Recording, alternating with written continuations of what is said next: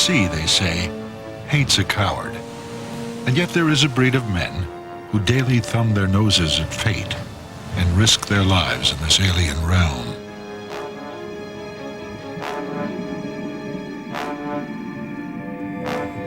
Here in the ocean depths toils an unsung hero, the salvage diver.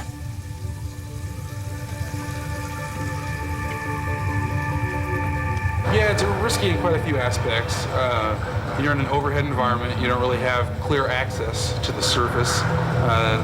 You're dealing with a ship that's obviously been damaged. Lots of ways you can become entrapped.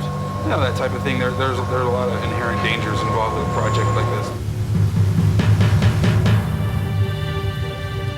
The problems are immense. Faint hearts need not apply. 2 minutes without air and your history. Demanding physically and mentally, the work takes its toll. Long cold hours alone in the dark, dank, greasy hull of a ship awash with sand and sludge is the daily diet. The daily grind of the salvage masters who battle the forces of nature for control of a shipwreck held in the deadly grip between surf and sand.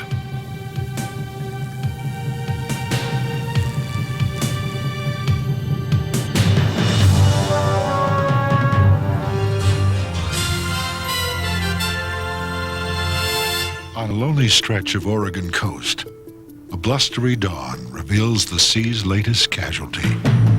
The new Carissa, a 639-foot cargo ship, has run aground in a violent storm that hit the Pacific Northwest during the night. Within hours, plans are underway to refloat the vessel at the next high tide. But the new Carissa is carrying a potentially deadly cargo, 400,000 gallons of fuel oil. If left unchecked, tides, winds, and waves will carry any spilled oil along the sandy coastline, exposing thousands of seabirds and other marine life to the toxic sludge. On inspection, the ship's hull and massive fuel tanks have cracked under the continuous pounding of the surf. A major spill, the greatest fear of the response team, looks imminent. All efforts to refloat the ship have failed, and there is no let-up in the weather. It's time for drastic action. Navy SEALs are called in to place charges on the stricken new Carissa in an effort to burn its fuel oil before it leaks into the ocean.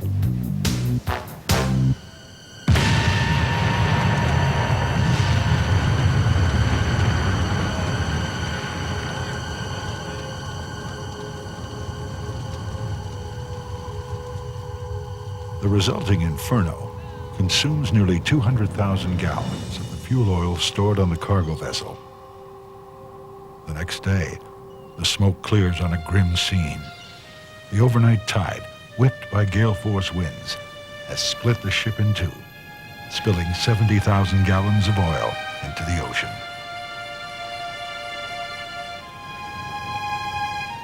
Finally, a tug manages to tow the bow section 300 miles offshore for a deep burial at sea.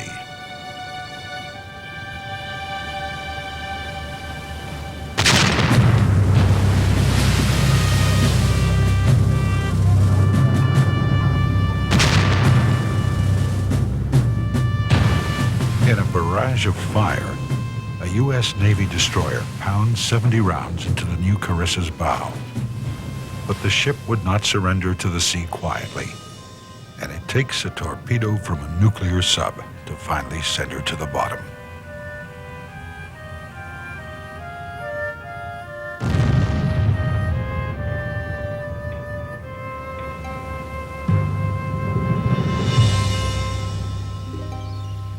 But the real job has only just begun.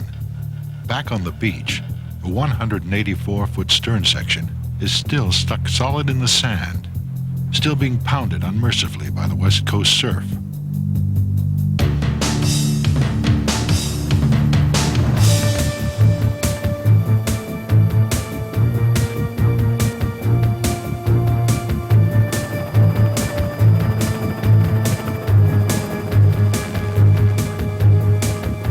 The The salvage companies, Don John Marine and Fred Devine Diving and Salvage, are given the job of getting the rotting hulk off the beach to prevent any further damage to the sensitive coastline.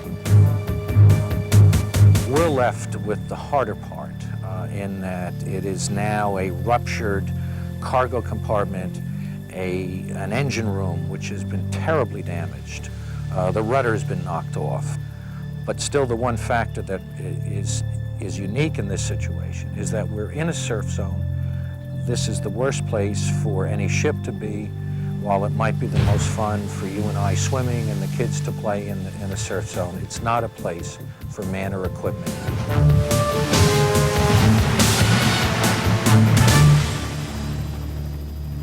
Don John Devine's unenviable task is to make right the ruin that follows human miscalculation. And a shipwreck caught in the surf zone, where waves meet the shoreline, a no man's land out of reach to both boat and vehicle, poses the ultimate challenge for the salvage team. It's early June, the weather is fair, and Arnold Whitty and Mick Leitz are confident. Whitty and Leitz are two respected salvage masters. If they can't do the job, no one can. Wires out. Go. Just so you can move. For the salvage team, it's a multi-million-dollar gamble.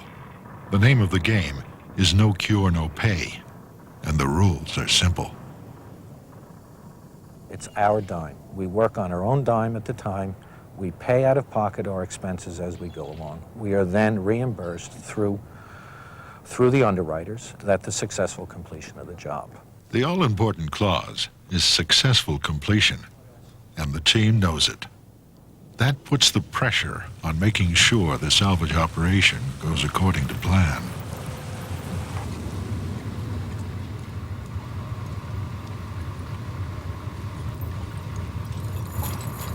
No one feels the pressure more than Jesse Hutton, head of the elite team of divers. How much time do I have left down there, Bill? 27 minutes, no D. 27 minutes. Jesse's no stranger to the pressure, and he knows the danger.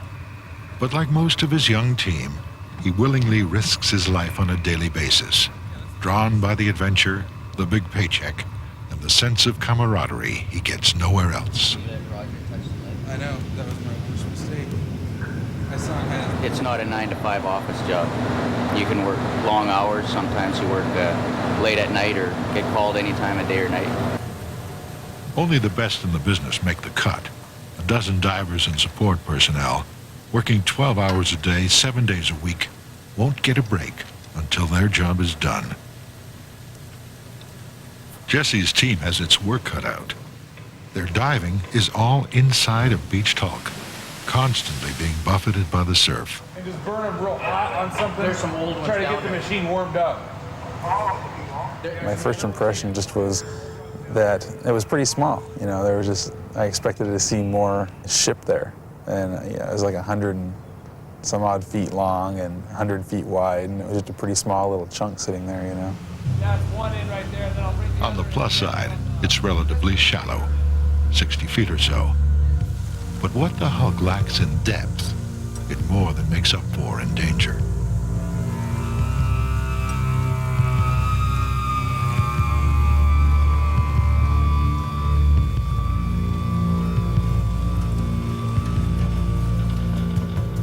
On paper, it looks straightforward.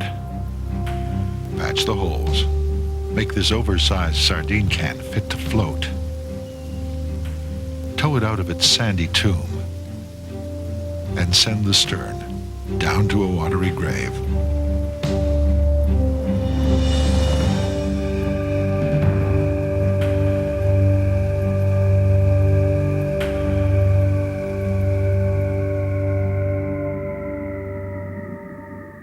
The lure of danger in an alien world is nothing new. For centuries, humans have tried to conquer one of the last frontiers on Earth. The undersea adventurers think their time had arrived. Brave souls donned canvas and rubber suits, topped off with 80 pounds of helmet and lead boots before taking the plunge.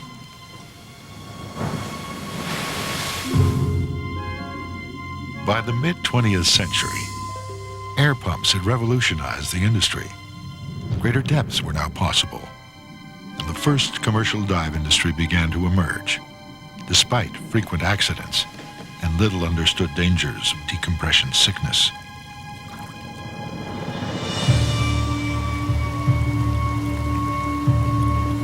Despite many advances, there are still similarities to the diving of yesteryear.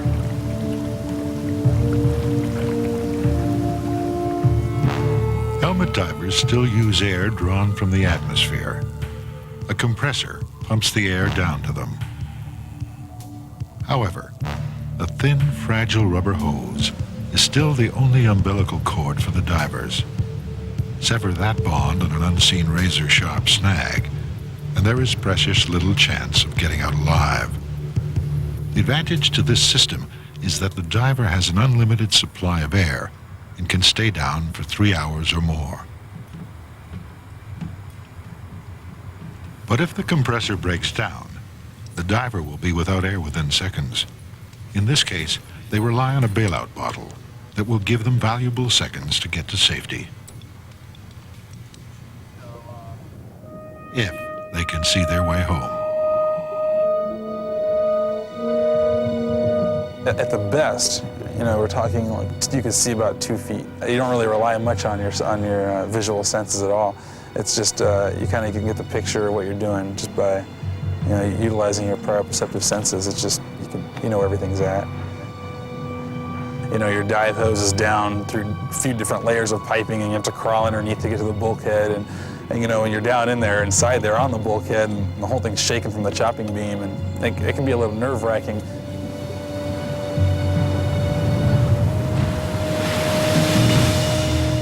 It was only upon the fellas going into the water in the engine room, taking a look, going down there, and finding we were nearly presented with a crack that went from one side of the ship to the other, comparable to the smile on a jack-o'-lantern at Halloween time. So basically, we started 2 crews, one working on the starboard side, one working on the port side, working together to meet in the middle, patch this smile. If you want to hold back the way, kind of look at what I did and get an idea if it works for you.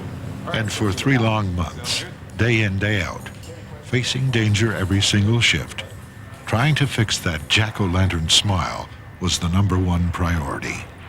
It was like trying to put Humpty Dumpty together again. Yeah, basically that's what you have. You have an eggshell that doesn't really have its original design load support anymore. So what you have to do is we had to go in and add internal support and try to keep its shape. But the strength of patching needed to withstand a pounding surf was immense.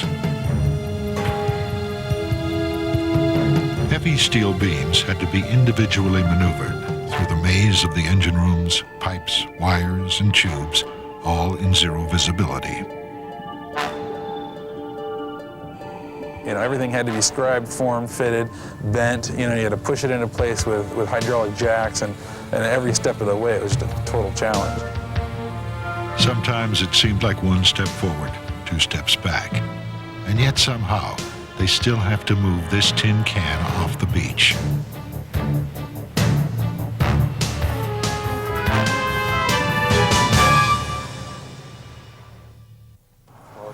This is a real problem here. It's too cold, too much moisture in the air.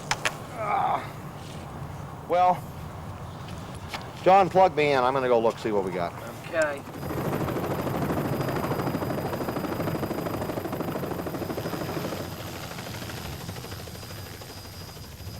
Early July, the team is entering its 4th week on the wreck. 7 days a week, from dawn till dusk, the work continues. By now, they'd hoped to be at the halfway point with the repairs, but the enormity of the task is becoming all too apparent. Some days the swells and the waves were of such a nature that we would have to wait later in the day or earlier in the morning, which was usually the case.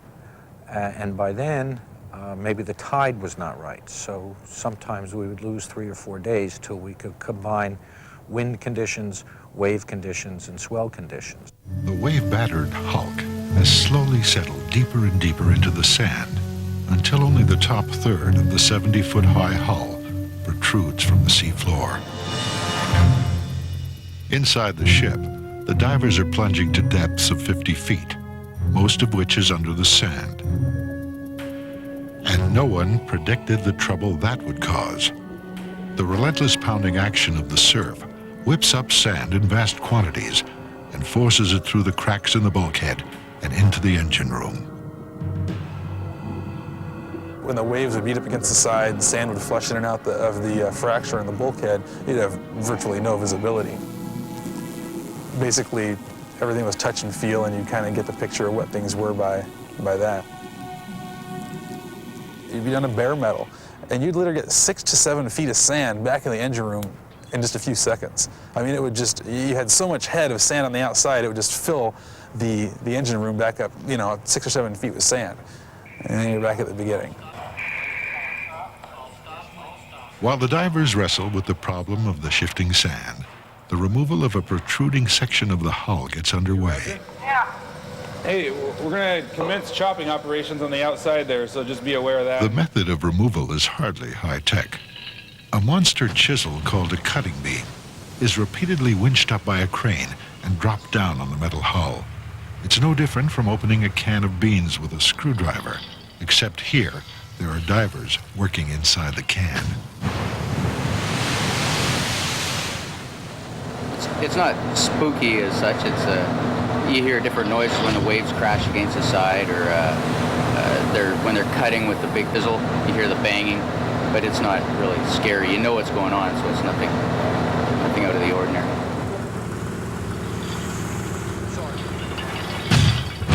The salvage masters must keep up a constant pace to remove all remaining fragments from the bow section. If they don't, the stern section will never float.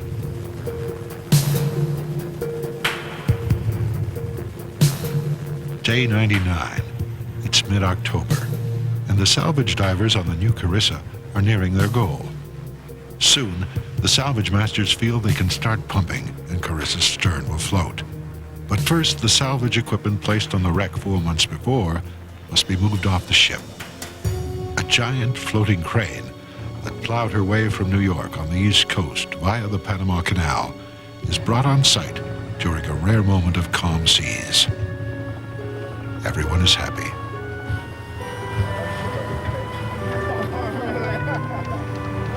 Well, today, the game is to get this crane off, but it's critical that we have weather, and today seems to be the day that we have the weather. Johnny, you can cut this, all the webs, cut all the webs. It's ready. It's a race against time. The barge can't work in waves more than 5 feet high. Today, the weather is good, the sea calm, but on the unruly west coast, it seldom stays this good for long. It is critical that the crane, placed on the wreck at the beginning of the salvage project, be removed to lighten the load.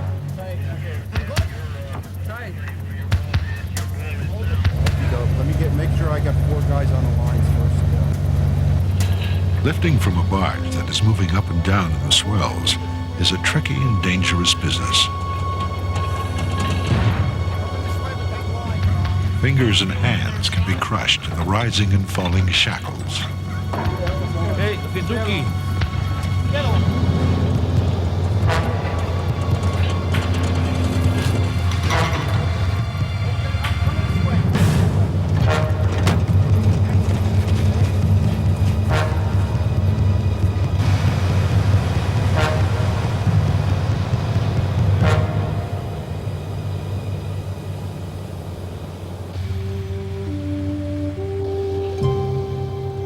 With the crane successfully removed from the wreck, the chance of a successful refloat has just risen.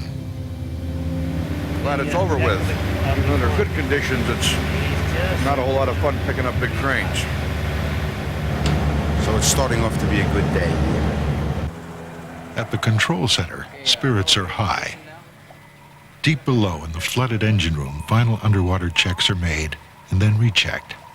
The one thing on everybody's mind is starting the pump down. It's imperative that when the moment finally arrives to turn on the pumps, everything is shipshape.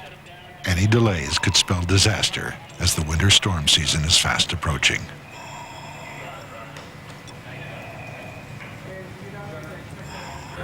That's a girth hitch. That ain't no good. Get rid of that. We haven't got a horse out here. Meanwhile, the crane on the derrick barge is fishing for metal that the cutting beam has freed. It's like digging around in the dark. So it takes a little bit of time to get a hold of it and be able to get it.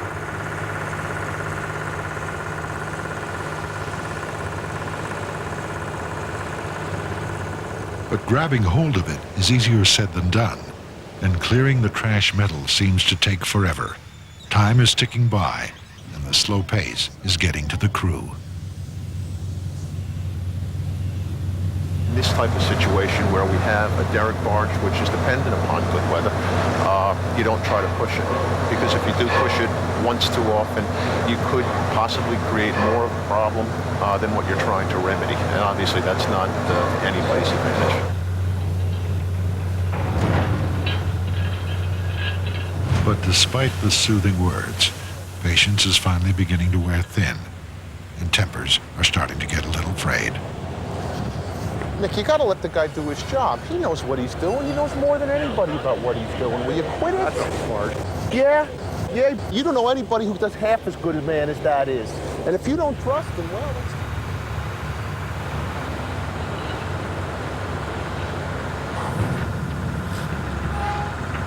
You can sit and moan about it, but you do everything you can to get a job done, and nobody works any harder than him.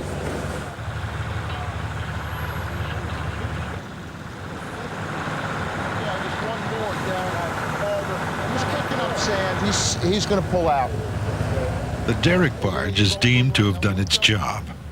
Now it's time to turn her around and send her packing to the Panama Canal, and eventually home to New York.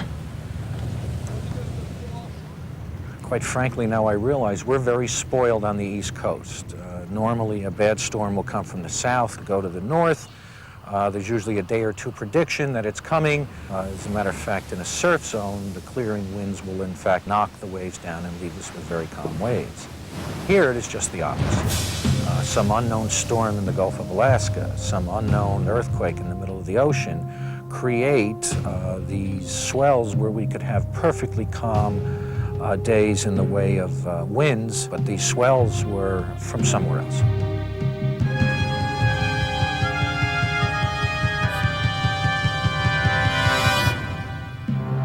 Now it's time for the big boys. The salvage tug, rather unromantically called the Salvage Chief, is on hand, ready to flex her considerable nautical muscle.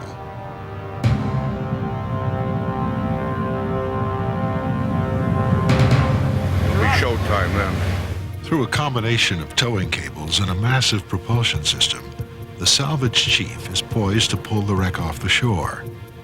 First, she drops 3 6-ton anchors off her bow to hold the entire operation in place and connects 3 tow lines to the wreck. Then she backs up slowly. Using prop wash, she dredges a channel deep enough to float in. It must be kept at least 25 feet deep at all times. A challenge in the shallow, shifting sand. We're not pulling real hard right now. We're just kind of staying in place and using a diverter to wash the sand away from the ship. The next step is to simultaneously pull the wreck with her powerful stern winches, while dredging underneath the shipwreck to free it from its sandy grave. The Chief must be close enough so that it can dredge around the stern of the broken vessel, in effect, creating a pool for it to float in. Only then can what's left of the New Carissa finally be towed from the shoreline and out into open water.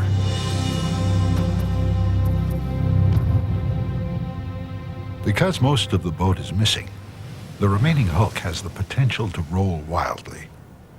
The Chief kicks in its 300 tons of pulling power. What will happen when the wreck begins to float is anyone's guess.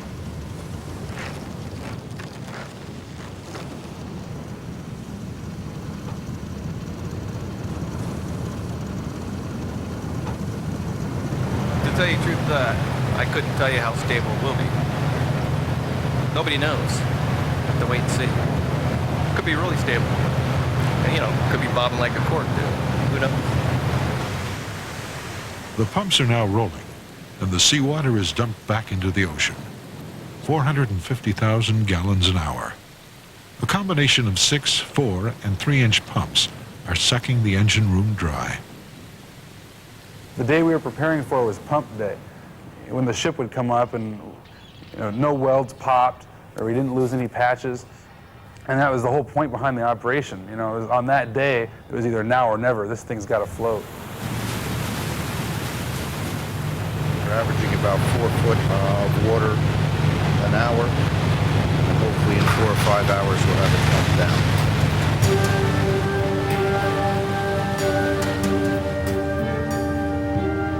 It has taken 120 days of hard work to get the wreck sealed and watertight enough to pull ahead of the leaks. And the time-lapse photography finally proves it. For everyone involved, there is a sigh of relief. For the divers, there's a strange delight in being able to see for the first time where they've been working for the past 4 months. And you can see the excitement in everyone, as it pumped down. You can, oh, yeah, we worked over there, and wow, I didn't think the area was that big, or I didn't know that was there, Let's see his beam down here. Yeah, we can't see that. He almost looks like he had tunnel vision. Yeah. You don't see this. The salvage divers have done the impossible. They've patched the gaping hole in the ship's hull under the worst conditions imaginable. And miraculously, their patches are holding. And in that, Jesse and the team succeeded. I think we're like 15 to 19 foot below water level right now. And we still have 2 or 3 foot of water in the engine room. So we're going in periodically to try to seal up a few little cracks and leaks here when we get the chance.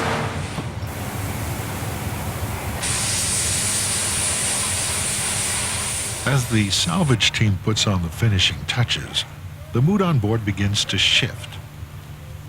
The men's spirits are lifted with a sense that their impossible mission is almost complete. Their work is successfully holding back the sea. What was once a torrent of raging water crashing through these metal walls is now just a trickle. Only a few more patches to be put in place, and a few final welds before the moment for which they've all been waiting. In the excitement, one of the men forgets a basic safety rule. Down here, there is always a risk of electrocution. I figure we should have this in by today.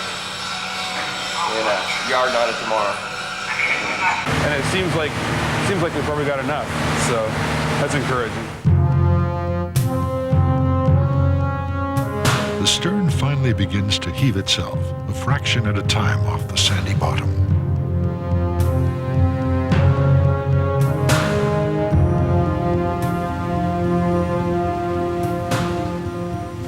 Inside the twisted wreckage, a patchwork of metal beams are braced up against the ship's hull, helping to keep the pressure of the sea from collapsing on the men below. Even at the last minute, the welding continues. Any advantage the salvage team can get now could be the difference between success and total disaster.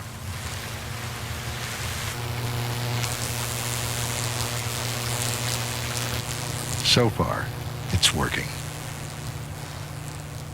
But as the cheers and self-congratulations die down, a loud, ominous bang is heard deep in the engine room.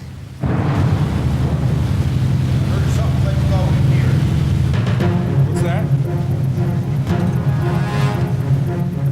If the bang means the bulkhead is ruptured again and water starts coming in fast, the ship could begin to roll wildly, or worse, on its side, endangering the crew and divers below. Fearing the worst, Jesse and Arnold rush up on deck, frantically searching for a sign that will prove them wrong. Suddenly, a rescue mission for a busted tanker seems on the verge of something much worse.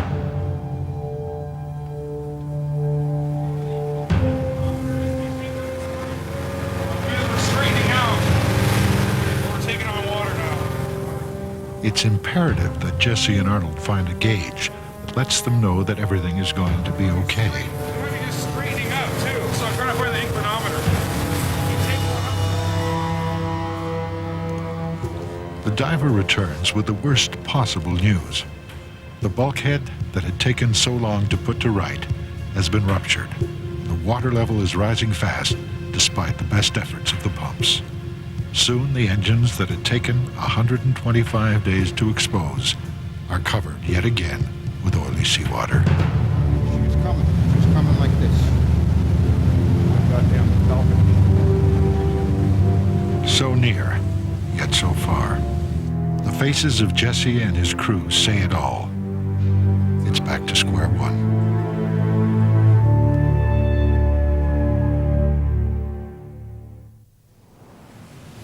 Day 130. It's already nearing the end of October, and the salvage crew knows that with this latest reversal, they could soon be fighting winter storms and are working on borrowed time. There's a new sense of urgency as the divers scramble to pinpoint the cause of the previous day's setback.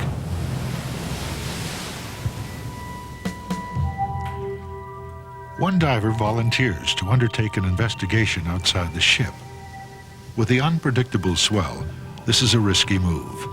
The swells and currents around the jagged metal fragments could be lethal, severing an air hose or crushing him against the hull. But time in this business is money. The salvage chief is in position, still holding the Carissa, still being paid. Despite the danger, despite the weather, the project must move ahead at all costs. We started on this venture on June the 1st, and we've been going steady ever since. Seen my wife and daughter once. Twice.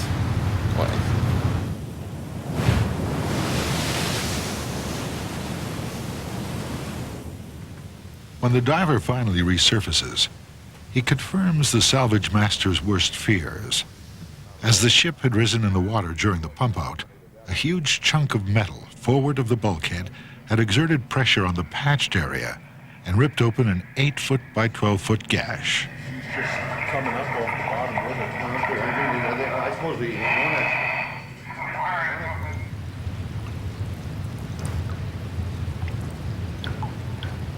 But when the ship cracked open, trapped oil in the engine room escaped and now covers the water like black liquid sludge. There's no time to mope, no time to contemplate what-ifs. It's back to the war zone. The welder busted going into the concrete. So that piece of concrete. The whole thing's flexing. Yeah. That piece of concrete has got to come out. In the meantime, the clearing of the decks continues. The din of the choppers overhead is deafening and wears on everybody's nerves. The pace is rising.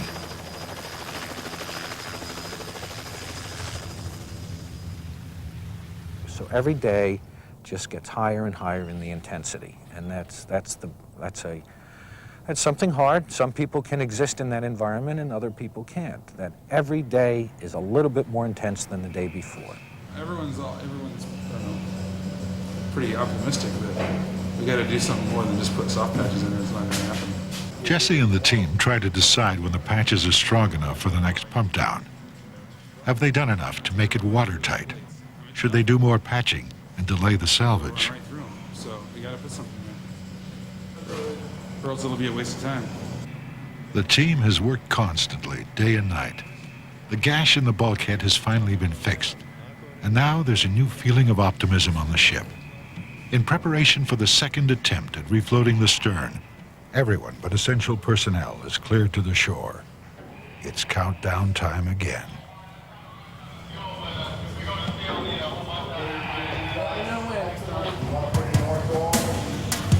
All right, Billy, Jesse, anything more? Or are you ready to go? Okay, let's close up the last port and start the pumps. We'll see how it goes.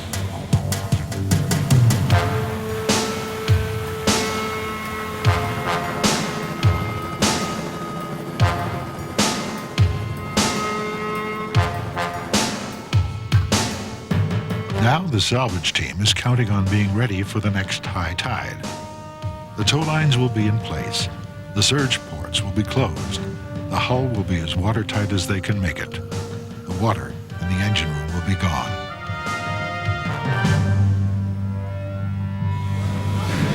Water's going down. Good.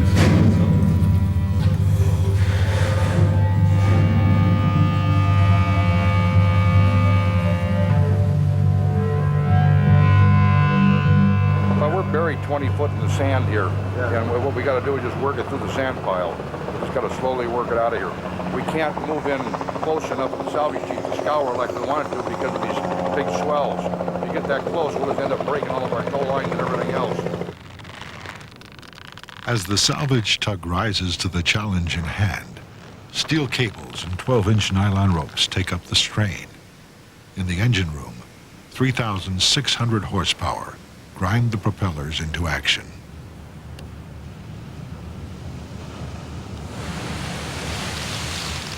Mother Nature's kind of a fickle adversary. You know, it wouldn't take very much to undo everything we've done. She can undo everything we've done in 3 months and in 3 minutes. That's 5 minutes. You lose a pump, Billy? But just as everything is looking good and the Carissa is heaving her hulk off the seabed, a pump gives out. After all the anticipation, once again, the job is in jeopardy.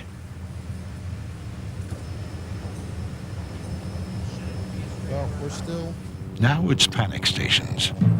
A new pump must be shipped to the wreck if the gains are not to be lost. In the engine room, a diver looks to see how well the patches are holding. Once the new machinery is in place, it's all hands to the pumps. Every minute lost will just not be recovered. Watch these hoses. Watch these hoses.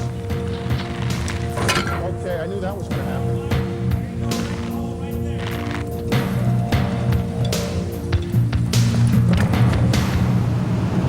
Where's the 4th floor at? That's the one that just got flown out of here, right? Constant updates are made between the towboat and the wreck as they begin to take up the slack. Okay, yeah, we're not losing anything now, but we're not gaining very much either. The wreck needs every bit of help it can get, and that means as much water out of the engine room as the big pull takes place.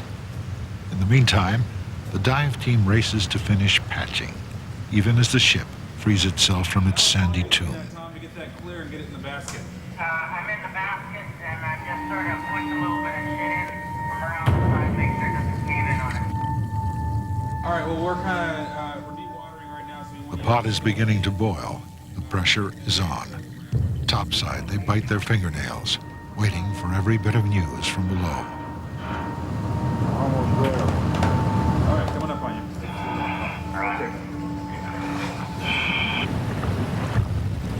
The water started surging. It almost felt like water was coming in, but it was just swirling around inside. The diver, back from the depths, reports that the pumps are now holding their own. And even in the water, you can feel the ship beginning to float in the surf. But I'll tell you when them sticks are hitting my feet. You know, that would scare everybody but me. It's a waiting game. So far, so good. 2 more hours pass. The surf rolls in, wave after wave. The wreck is beginning to bounce like a beach ball.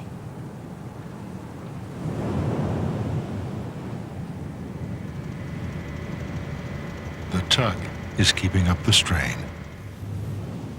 The patches continue to hold. The tug begins to make progress.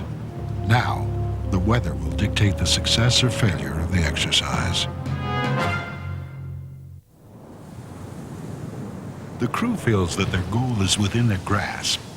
But what's desperately needed now is to get the salvage chief in closer and start scouring sand away from the wreck to clear a channel towards the open sea.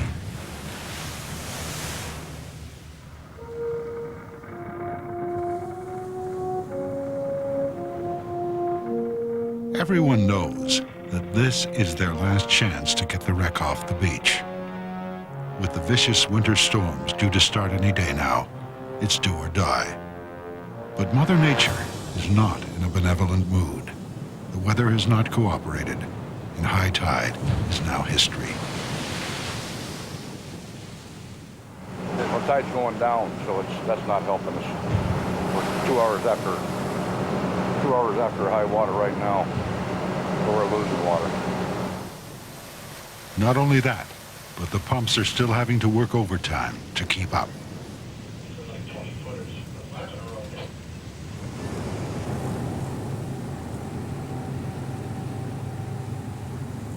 The ship is still shifting in the swell, and a gauge shows that it's almost righted itself. It's time for the last pull.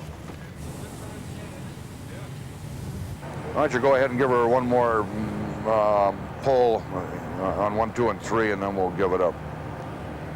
Yeah, we just slack up 5, and then we're going to try 1, 2, and 3. Roger.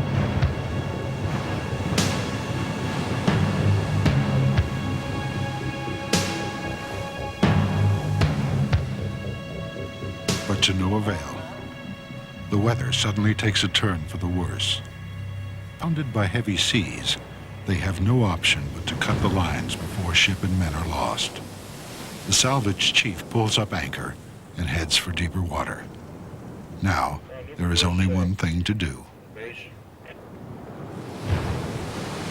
Give the last order of the day. I guess we're ready to abandon ship. There is a tide in the affairs of men, wrote Shakespeare. When taken at the flood, leads on to fortune. But for the new Carissa and the salvage team, it was too late. The tide had passed.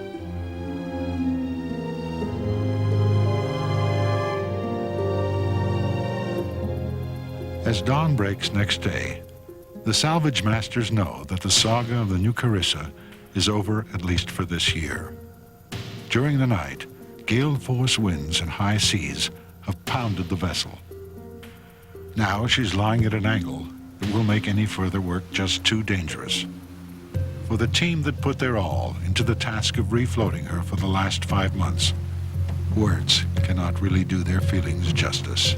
Knock it out of the ballpark, one more down, all these different sports idioms, going towards two teams, one against the other, and there's always a winner. No one in the marine business should be so foolish and so full of hubris to assume that they can go up against nature. While the divers and workers have been paid, the salvage company, with its no cure, no pay contract, is ultimately out the cost of the failed project, nearly $7.5 million. In the end, 5 months and the efforts of the best crew money could buy were no match for the forces of sea and sand that held the new Carissa. But with 7,500 gallons of oil and over 850 tons of steel debris successfully removed, the new Carissa no longer poses a threat to this fragile coast. In time, the power of the sea will do what the best of men could not, and she will disappear beneath the waves.